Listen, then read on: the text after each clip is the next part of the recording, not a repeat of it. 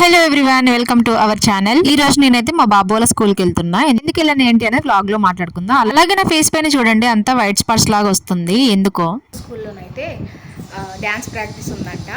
ఇప్పుడే వెళ్తున్నా. మా బాబు అంటే మదర్స్ కూడా ఉంది అనేసి చెప్పారు అని వెళ్తున్నాను. ఇప్పుడు అయితే బుక్ చేసుకొని వెళ్ళొస్తాను. నేను ఫస్ట్ టైం డ్యాన్స్ చేయడం, పిల్లలకు కొంచెం సపోర్ట్ ఇచ్చినట్టుగా ఉంటుంది కదా అనేసి వాళ్ళు అన్నారు. నేను కూడా వెళ్తాను. ర్యాపిడ్ అయితే బుక్ చేసుకొని స్టార్ట్ అయిపోతాను.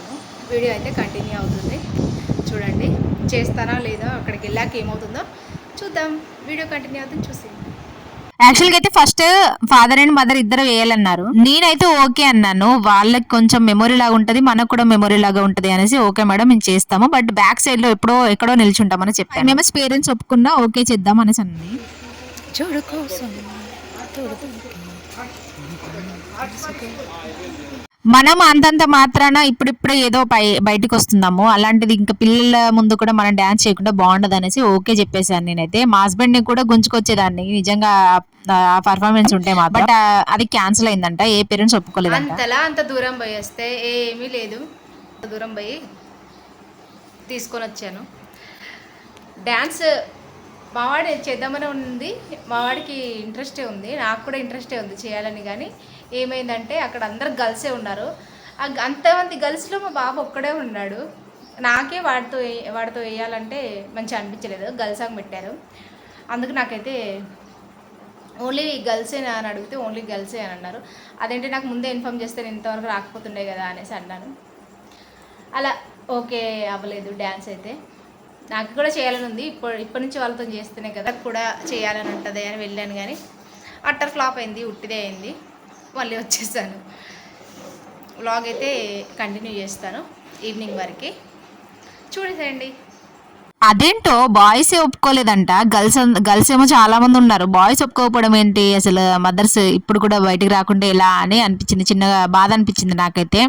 నేనేమో ఇంత ఇంట్రెస్ట్గా వెళ్తే అక్కడ ఉట్టిది అయింది అనేసి. వాళ్ళ క్లాస్ టీచర్ వచ్చేసి పర్లేదు మేడం వేసేయండి అని అంది. కానీ పిల్లల ఇంట్రెస్ట్ని బట్టి ఏదైనా చేయాలి అనేసి నేను అనుకుంటాను. మా వాడు ఇంట్రెస్ట్ పెట్టలేదు, అందుకే వచ్చేసాను. ఇంకో డాన్స్ లో అయితే ఉన్నాడు. ఆ డాన్స్ నేను గ్రాడ్యుయేషన్ డే 13th అంట, ఆ రోజు కూడా బ్లాగ్ అయితే పెడతాను. ఈ డాన్స్ పర్ఫార్మెన్స్ కోసం మాకు డ్రెస్ కూడా తీసుకోమని లింక్ పెట్టారు. నేను ఆల్రెడీ ఆర్డర్ పెట్టాను, అది ఈ రోజు వస్తుండే. ఇంకా 2 days బ్యాక్ తెలిసింది కాబట్టి నేనైతే క్యాన్సిల్ చేసేసాను.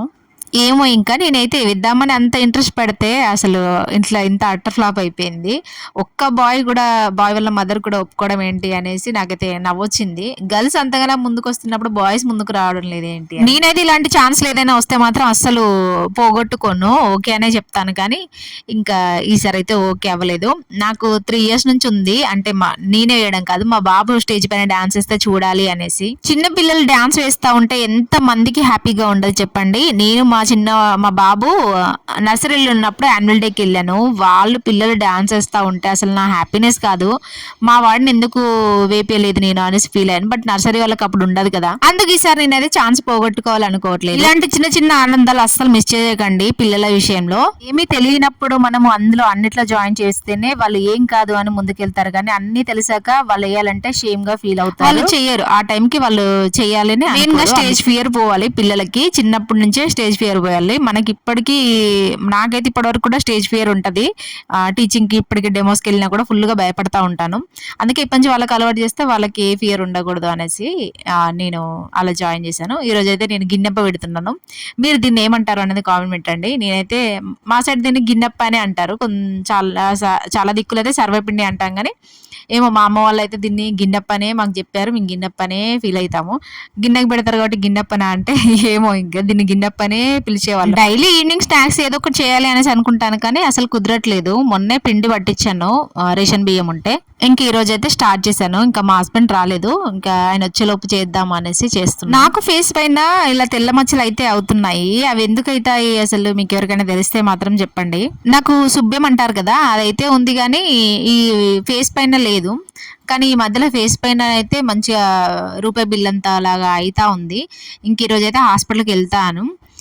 దీని గురించి నేను ఇన్ని రోజు అసలు చూపించుకోలేదు, కానీ ఇప్పుడు ఎందుకో బాగా అవుతా ఉంటే వెళ్ళాలి చూపించుకోవాలి అనేసి అనుకుంటున్నాం.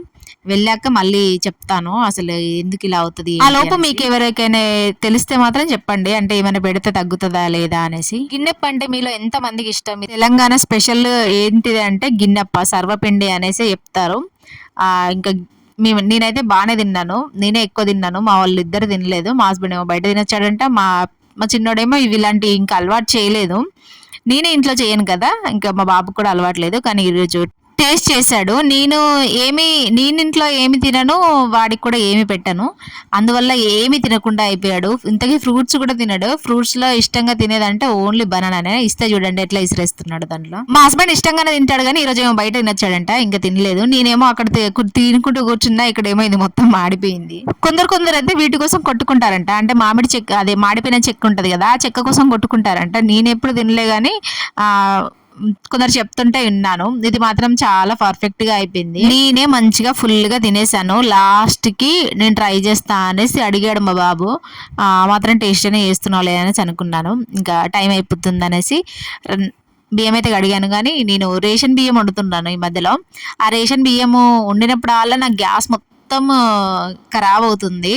అసలు ఊరికనే పొంగుతుంది. నేను నార్మల్ రైస్ పెట్టినప్పుడు ఎప్పుడు అంతలా పొంగలే, కానీ ఈ రేషన్ బియ్యం పెడితేనే అది మొత్తం వాటర్ అన్ని కిందనే పడుతుంది. అలా డైలీ నేను గ్యాస్ కడుక్కోవడమే అవుతుంది ఎవ్రీడే.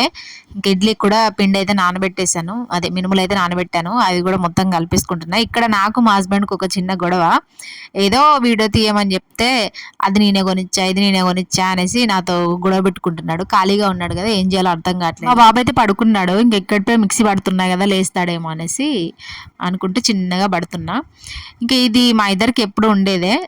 మా హస్బెండ్ ఏమో అది చేయించాను ఇది చేయించాను అని చెప్తా ఉంటాడు. నేనేమో లేదు లేదు అన్ని నామని అని నేను గొడవ పెడతాను. మరి నా జాబ్ చేసిన పైసలన్నీ ఇవి అని గొడవ పట్టుకుంటూ ఉంటాము. మీరు కూడా ఇలానే ఉంటారా లేదని చెప్పండి.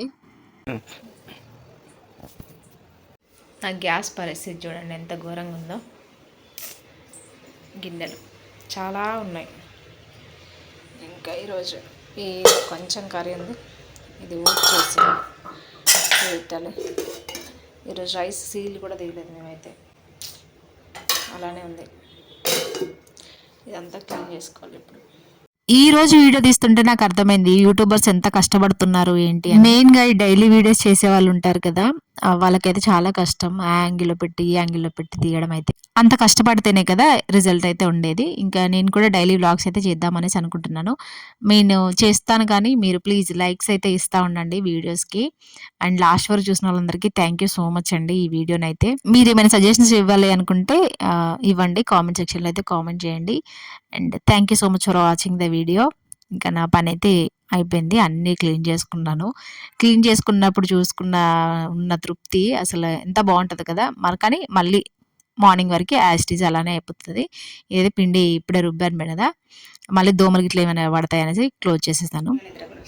ఈ వ్లాగ్ అయితే నచ్చితే లైక్ చేయండి. Thank you so much for watching.